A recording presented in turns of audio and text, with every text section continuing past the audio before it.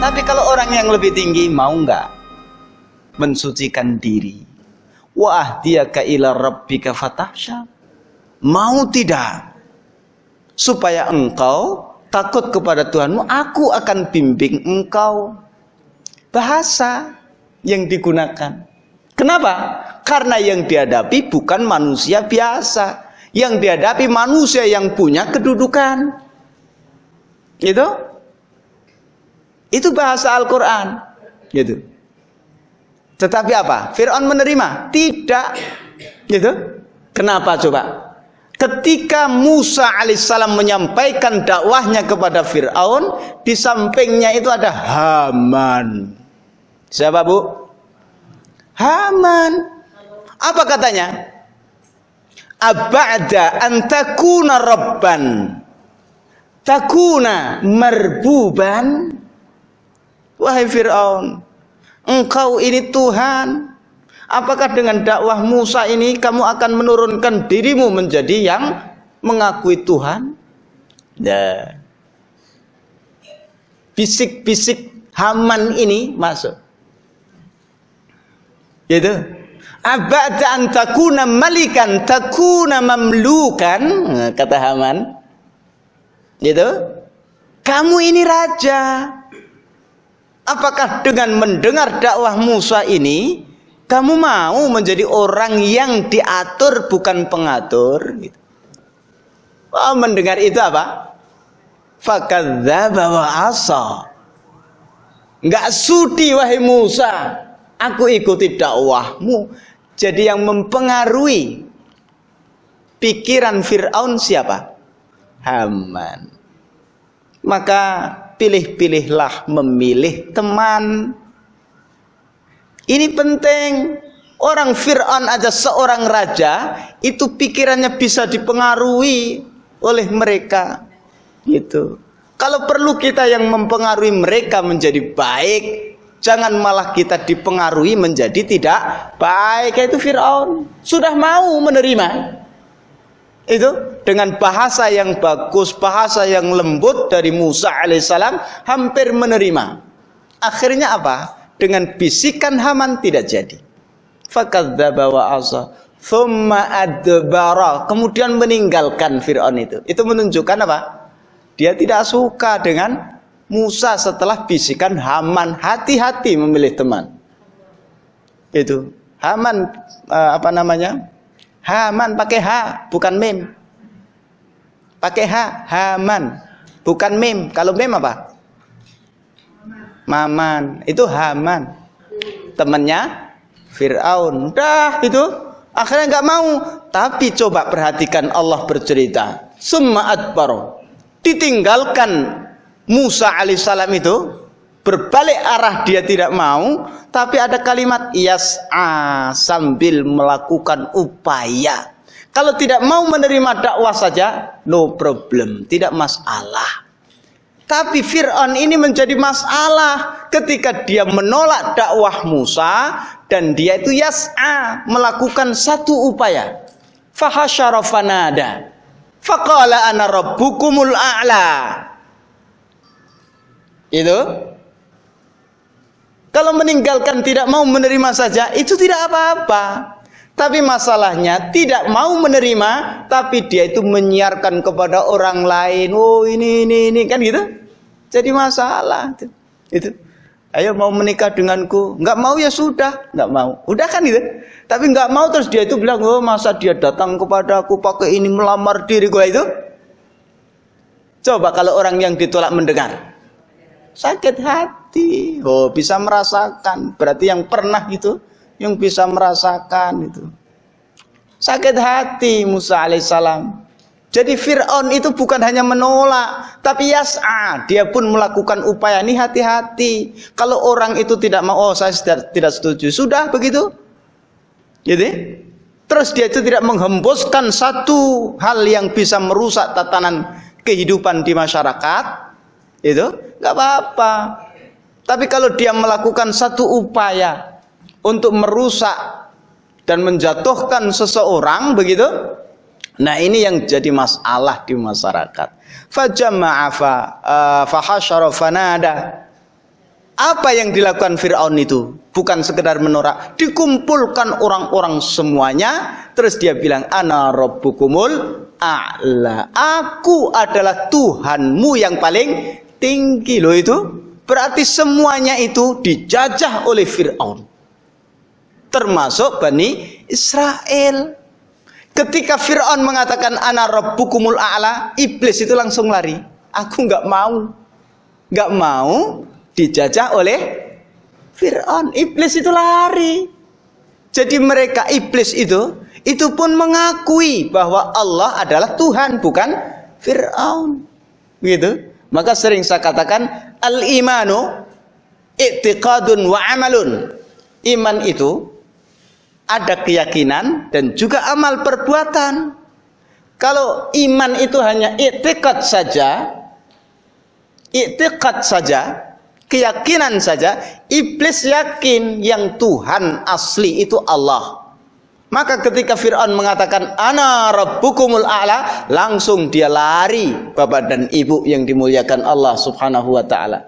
Nggak mau dia dikuasai oleh Fir'aun, tidak mau. Gitu. Ini saya masih banyak materi ini satu ayat belum selesai. Masih ada satu ayat lagi. Sudah jam 9 kurang 5 menit. Nah iya, besok jangan undang saya lagi ya. Ya, kalau ngundang saya jangan malam-malam itu, malam-malam kemalaman. Masih 2 lagi, 2 itu mau selesai jam berapa? Pokoknya selesai 2 selesai. Nggak tahu nanti jam berapa selesainya. Ini tentang Fir'aun, Musa sama Fir'aun. Satu lagi itu tentang Maryam. Oh itu Maryam. Ibu pernah dengar atau enggak? Pokoknya saya sampaikan malam ini. Kaitannya dengan kemerdekaan kok. Gitu. Jadi enggak enak orang dijajah itu. Iblis itu juga enggak mau dijajah oleh Fir'aun. Pengen merdeka. Bukan berarti dia bebas melakukan apa saja. Iblis itu merdeka dia dari makhluk yang lain, tapi dia tetap hamba Allah subhanahu wa ta'ala. Itu hakikat kemerdekaan itu, ketika dia terbebas dari belenggu makhluk, tapi dia masih terikat dengan Tuhan. Tapi dia itu tidak melakukan amal perbuatan. Jadi iblis dianggap tidak beriman. Al-imanu i'tiqadun wa amalun. Iblis i'tiqad saja, amalnya tidak ada. Nah, kalau kita hanya meyakini Allah Tuhanku, Allah yang memberi makan, Allah yang memberikan kesehatan, Allah yang menghidupkan, Allah yang mematikan, salat tara, enggak salat, enggak puasa, enggak berbuat baik dengan tetangga, sama. Iblis salat tidak.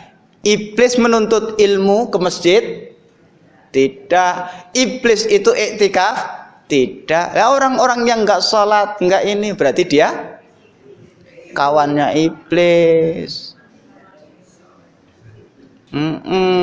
Bilang kayak gitu nanti dia marah. Iblis nggak boleh, itu kasar. Non manusia. Oh, sekarang kan modelnya kan diperhalus bahasanya. Tuh. Nah, akhirnya nggak mau dia, ana rabbukumul a'la. Sampai segitunya iblis. Nggak mau dikuasai oleh setan. Kita pun juga sama. Tidak enak pokoknya hidup di bawah kengkangan penjajah. Itu ya. Maka Allah katakan ya, ada perseteruan. Fir'aun itu menjadi penjajah bagi umat manusia. Nah, ini kan nggak mungkin saya sampaikan di khutbah Id itu. Waktunya nggak mungkin lama-lama. Apalagi ada request, jangan lama-lama saat kita mau sembelih sapi, sembelih itu Bu. Itu.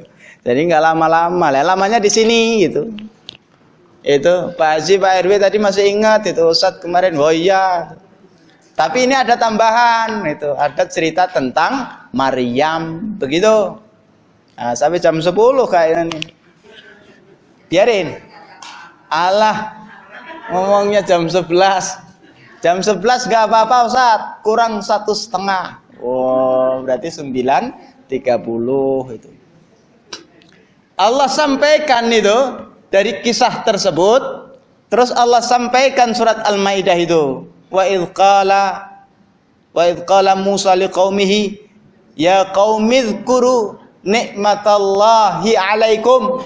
Ingatlah Muhammad ketika Musa alaihi salam berkata kepada kaumnya, wahai kaumku, ingatlah nikmat Allah kepada kalian. Udhkuru nikmatallahi alaikum. Lawannya nikmat apa? Musibah. Iya kan? Orang mendapatkan rizki, oh itu namanya nikmat. Usahanya bangkrut namanya musibah. Orang diberi kesehatan itu nikmat. Lawannya sakit itu musibah. Orang bisa sholat itu, orang nggak bisa sholat musibah. Nggak pernah merasakan kan itu? Jadi kalau kita bisa sholat itu alhamdulillah ya Allah, aku bisa melaksanakan sholat. Seperti itu atau enggak? Yang ada mau sholat lagi, dia sholat dengan perasaan apa? Jujur, menikmati atau enggak, senang atau enggak, jangan-jangan enggak terbebani dengan perintah Allah, itu berarti tidak merasakan kenikmatan ibadah. Padahal itu nikmat. Itu loh. Orang bisa baca Quran itu nikmat. Orang nggak bisa baca Quran musibah, gitu. Nggak percaya coba aja. Nanti di akhirat orang-orang dapat teman, dia nggak dapat teman. Kenapa? Nggak bisa baca Quran. Itu. Oh, yang bisa baca Quran itu punya teman nanti di akhirat. Nikmat itu. Yang nggak bisa baca Quran di akhirat nggak punya teman, nggak ada yang membela. Musibah. Itu. Nah, oleh Musa, wahai kaumku Bani Israel, ingat nikmat Allah kepada kalian. Ingat. Gitu. Apa itu? Ij'ala fikum anbiya. Saat itu Allah turunkan nabi. Nabi ini meninggal dunia diganti nabi yang lain. Nabi ini meninggal dunia diganti dengan nabi yang lain. Terus seperti itu sampai Nabi Isa alaihis salam. Kata Allah, turunnya para nabi pada kalian itu merupakan nikmat. Jadi harus bersyukur kalian. Itu. Nah, kalau kita saat ini Nabi kita Muhammad SAW itu sudah meninggal dunia, kan tidak ada nabi lagi. Yang ada siapa? Pewaris para nabi. Siapa itu pewaris para nabi? Ulama. Jadi nabi di tengah-tengah umat itu merupakan nikmat. Tidak ada nabi, tidak ada ulama merupakan musibah. Maka kalau ada kiai, ada ustadz, ada ulama meninggal dunia, kita bersedih karena apa? Musibah menimpa umat ini, musibah menimpa bangsa ini. Maka kalau ada ustadz, ada kiai, ada ulama, jangan dikejar-kejar dan dicaci maki. Harusnya ustadz dan ulama jadi narasum, bukan jadi narapi. Oh iya, ustadz jadikan narapidana. Adanya ustadz itu nikmat di tengah-tengah umat. Adanya ulama itu nikmat di tengah-tengah umat. Tidak adanya mereka merupakan musibah. Jadi mereka para nabi, gitu. Mereka para ulama itu ibarat lentera di dalam kegelapan. Tanpa mereka kita tidak tahu jalan. Mereka itu merupakan kunci keberhasilan dan keberkahan. Jangan jadikan para ulama sebagai narapidana. Sengsara hidupmu. Kalau sampai para ulama kamu jadikan narapidana, itu artinya kalian memilih musibah daripada. Jelas atau tidak? Ya udah. Nanti lupa Ustaz, nggak apa-apa, masih di dunia, di akhirat enggak. Itu kenikmatan yang Allah berikan. Jadi ingat, kalau ada ustadz, ada kiai, ada ulama, alim ulama di tengah-tengah kita, pelihara dengan baik, disirami, dikasih air minum maksudnya, itu loh. Kasih pupuk, kasih madu, kasih susu. Supaya apa? Kenikmatan itu awet, nggak hilang-hilang. Supaya ulama itu tetap hidup, bagaimana caranya? Itu kan? Enggak, ini hanya sebuah gambaran. Artinya kita harus menjaga dan bersyukur adanya ulama. Jadikan narasumber, jangan jadikan narapidana. Na'udzubillah masyarakat kita saat ini. Itu. Seperti itu. Nah, kalau kalian menjadikan para ulama sebagai narapidana, itu yang dilakukan oleh kaumnya Nabi Musa alaihi salam. Wa yaqtulunal anbiya bighairi haqq. Para nabi dikejar-kejar, dimusuhi, yaitu jadikan narapidana. Nah, kalau ada orang saat ini menjadikan mereka para ulama sebagai narapidana, mereka mengikuti apa yang dilakukan oleh kaumnya Nabi Musa alaihi salam. Ij'ala fikum anbiya wa ja'alakum muluka. Nah, diingatkan oleh Nabi Musa alaihissalam, kalian itu diberi nikmat oleh Allah. Itu. Iya kan? Ada nabi, banyak nabi Allah turunkan untuk kalian. Terus wa ja'alakum muluka, dan dijadikan kalian itu raja. Dilayani atau melayani? Kalau penjajah dilayani atau melayani? Dilayani. Penjajah itu. Yang dijajah melayani. Yang penjajah menyuruh. Yang dijajah disuruh-suruh. Yang menjajah dapat uang. Yang dijajah nggak dapat apa-apa. Maka kata Allah, wa ja'alakum muluka, kalian itu ibarat raja. Berarti apa? Dilayani, terbebas kalian dari belenggu Fir'aun. Merdeka. Merdeka. Berarti merdeka itu apa? Dan Fir'aun itu bangsanya bukan Bani Israel, Kipti. Saat itu mereka terjajah, Bani Israel dipimpin oleh bangsa lain.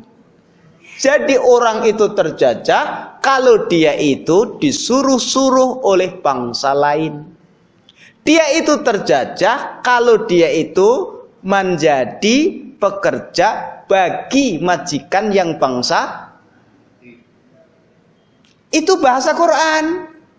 Fir'aun itu Qibti. Bani Israel itu kaumnya Nabi Musa. Saat itu yang menguasai mereka bukan Bani Israel yang memimpin mereka. Yang menjadi pemimpin, yang menyuruh mereka bukan bangsa mereka sendiri. Tapi yang menyuruh mereka bangsa lain. Jadi merdeka manakala kita dipimpin oleh bangsa sendiri. Merdeka manakala kita ini memiliki majikan dari bangsa sendiri. Kira-kira seperti itu, betul atau salah? Betul. Itu harus diingat kalian.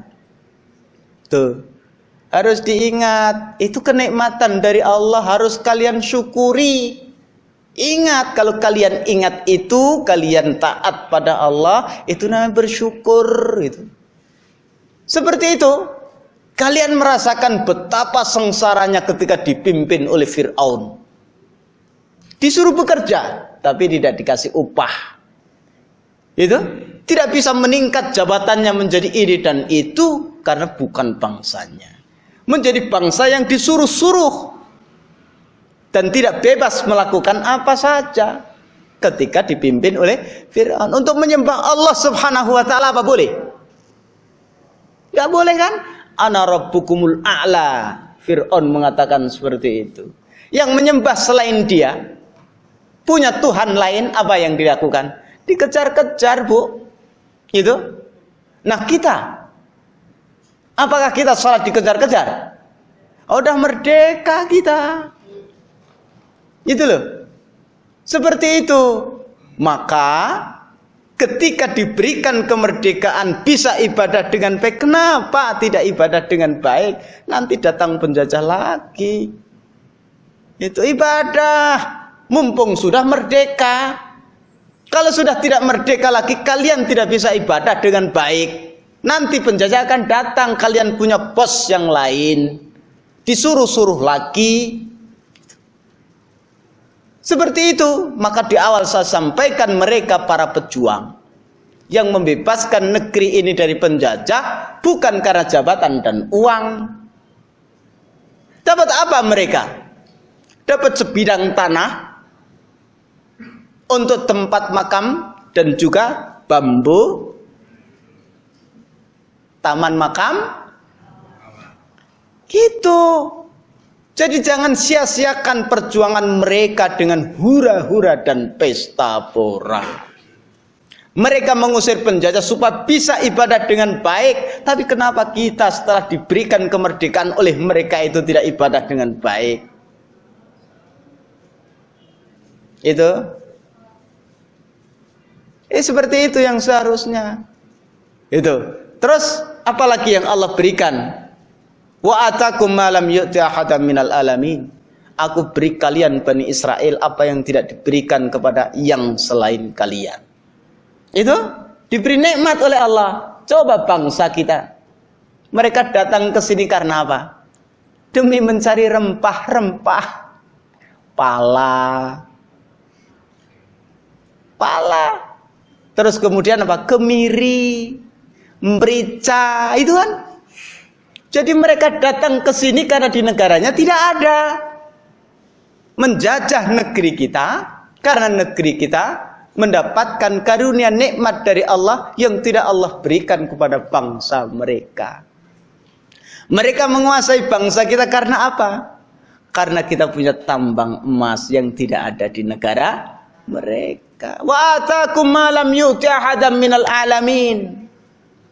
Kasih oleh Allah Subhanahu wa taala hal-hal yang tidak Allah berikan kepada yang lain. Itu ingat itu nikmat Allah Subhanahu wa taala. Diberikan apa? Para nabi ada. Kemudian pemimpin dari bangsa kalian sendiri. Sumber daya alam yang begitu luar biasa loh. 3 ini kenikmatan yang sungguh luar biasa.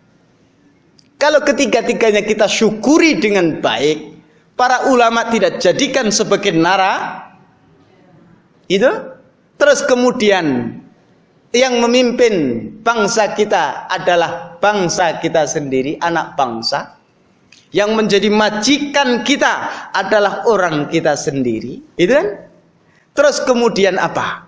Negeri ini dengan sumber daya alam yang baik kita syukuri bersama, maka insya Allah baldatun thayyibatun wa rabbun ghafur. Tapi yang satu jangan dihilangkan. Allah tunjukkan kenikmatan yang paling utama itu adalah para nabi, para ulama itu. Kalau itu dihilangkan, ya kan? Walaupun kalian dipimpin oleh bangsa kalian sendiri, tapi para ulama kalian narapidanakan, maka yang menguasai hasil bumi dari negeri kalian nanti bukan bangsa kalian sendiri. Gitu? Ini firman Allah Subhanahu wa taala. Ini ayat Al-Qur'an yang Allah sampaikan kepada kita. Dan kita sebagai orang muslim menjadikan Al-Quran sebagai kurikulum kehidupan dan tidak bertentangan dengan asas undang-undang dasar kita. Tidak.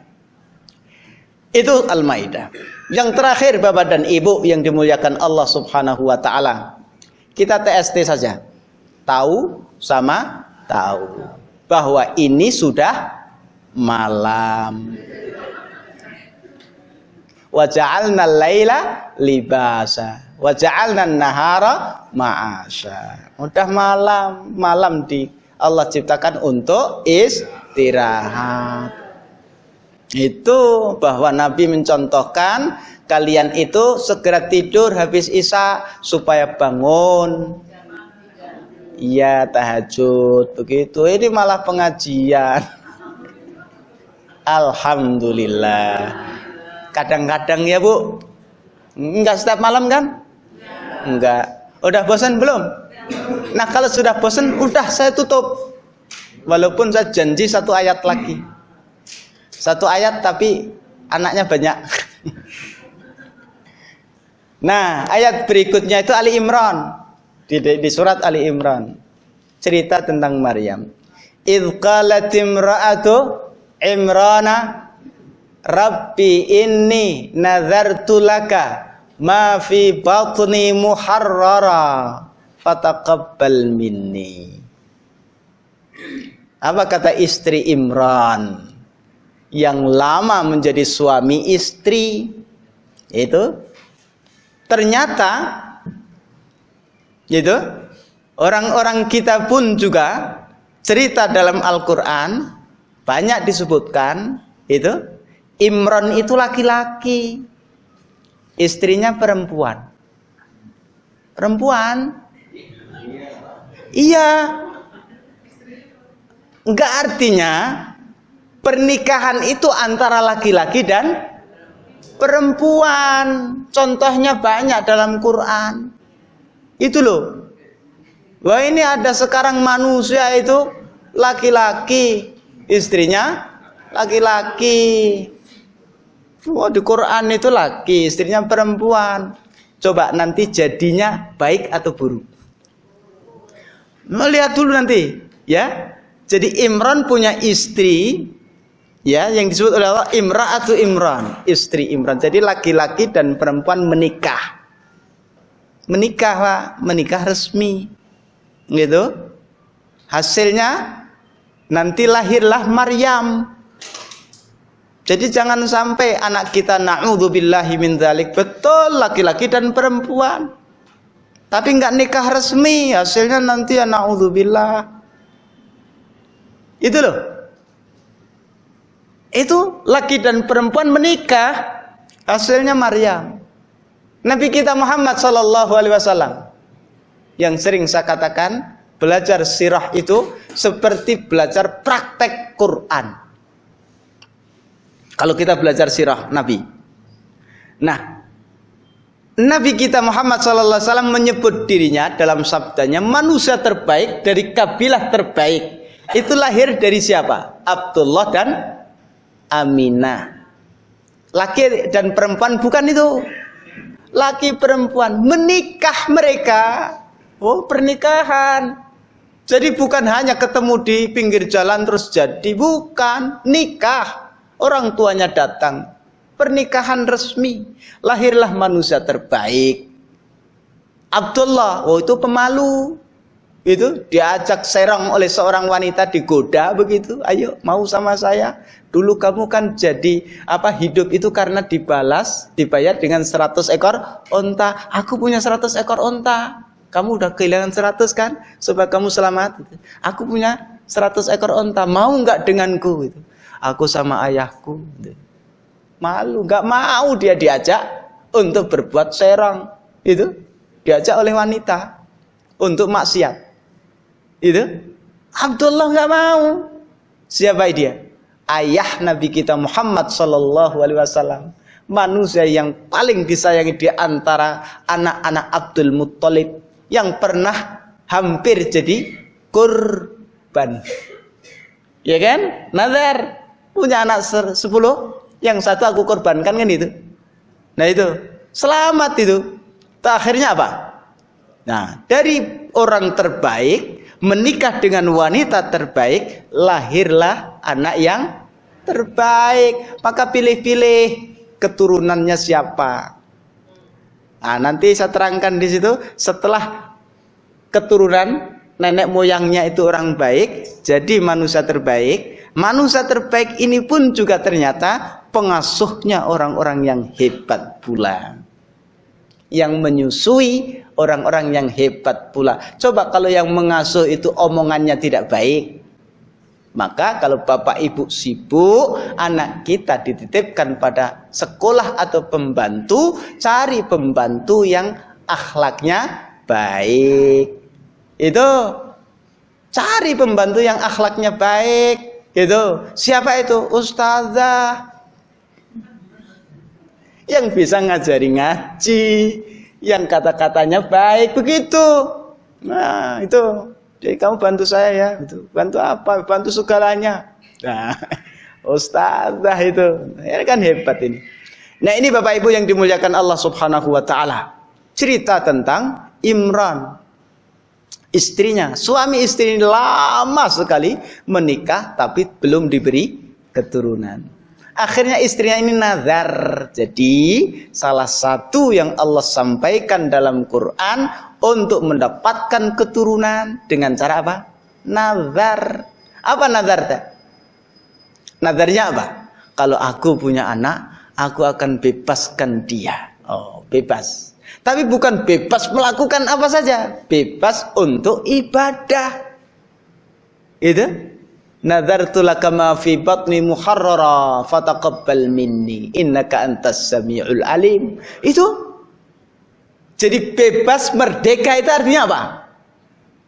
Bebas merdeka itu artinya dia leluasa beribadah kepada Allah Subhanahu wa ta'ala. Jadi bebas merdeka bukan berarti hura-hura. Bebas merdeka itu bukan berarti yang tidak karu-karuan. Tapi bebas merdeka itu artinya apa? Leluasa beribadah kepada Allah Subhanahu wa ta'ala. Maka lahir perempuan, ya Allah kok perempuan gitu. Padahal mau aku bebaskan dia beribadah kepadamu, tidak aku suruh dia untuk mencuci pakaian orang tuanya, tidak aku suruh dia membantu pekerjaan rumah, tidak aku suruh dia untuk menggarap sawah, tidak, bebas dia untuk ibadah. Tuh. Jadi merdeka itu manakala bebas beribadah kepada Allah Subhanahu wa ta'ala. Itu makna kebebasan dan kemerdekaan manakala kita bisa beribadah kepada Allah Subhanahu wa ta'ala. Itu udah mulai ngantuk. Terima kasih. Ya, itu. Jadi Bapak Ibu yang dimuliakan Allah Subhanahu wa ta'ala, inilah yang perlu kita camkan dalam kehidupan kita. Bahwa kita hidup di bawah kaki penjajah tidak enak, ibadah tidak aman, sekolah tidak nyaman, bekerja pun susah, dan orang dikatakan merdeka manakala dia dipimpin oleh bangsanya sendiri. Orang dikatakan merdeka manakala dia bisa beribadah dengan nyaman kepada Allah Subhanahu wa ta'ala. Nah, ini dan dalam surat Al-Maidah pas dengan negeri kita. Maka yang perlu kita lakukan apa? Jangan seperti mereka. Kalau Bani Israel itu diberikan kenikmatan yang luar biasa, tapi dia tidak mau untuk sujud pada perintah Allah Subhanahu wa ta'ala, sehingga Allah sesatkan mereka, Allah laknat mereka, Allah jadikan mereka kera dan lain sebagainya. Karena apa? Tidak mensyukuri nikmat kemerdekaan. Berarti bagaimana Allah sampaikan dalam Quran, kenikmatan yang Allah berikan termasuk kemerdekaan, kalau kalian syukuri dengan beribadah kepada Allah, insya Allah Allah jadikan negerimu baldatun thayyibatun wa rabbun ghafur. Terakhir, ketika kita terbebas, selesai puasa Ramadan, sudah selesai, itu kan? Maka hari itu disebut hari Anib ni Abbas royatu sallallahu alaihi wasallam saudah waliwa'uhu abyad. Sesungguhnya bendera Rasulullah sallallahu alaihi wasallam itu warnanya putih dan panjinya berwarna hitam. Dalam kemudian hadis yang lain dikatakan maktubun alaihi la ilaha illallah Muhammadur Rasulullah, bahwa sesungguhnya tertulis di dalamnya la ilaha illallah Muhammadur Rasulullah. Kalimat yang antum-antum itu semua hidup dengan itu, kalimat yang antum-antum semua ingin mati dengan itu, dan kalimat yang antum-antum semua pengen hidup lagi dengan itu. Dalam hati kibarkan tinggi-tinggi la ilaha illallah, la ilaha illallah, la ilaha illallah Muhammadur Rasulullah. Dengan bendera suci bersama panji Nabi, ayo jaga NKRI dari para pembenci. La ilaha illallah, la ilaha illallah, la ilaha illallah Muhammadur Rasulullah. Allah Allahu Akbar, Allah Allahu Allah Allahu Akbar, Allahu Akbar walillahil hamd. La ilaha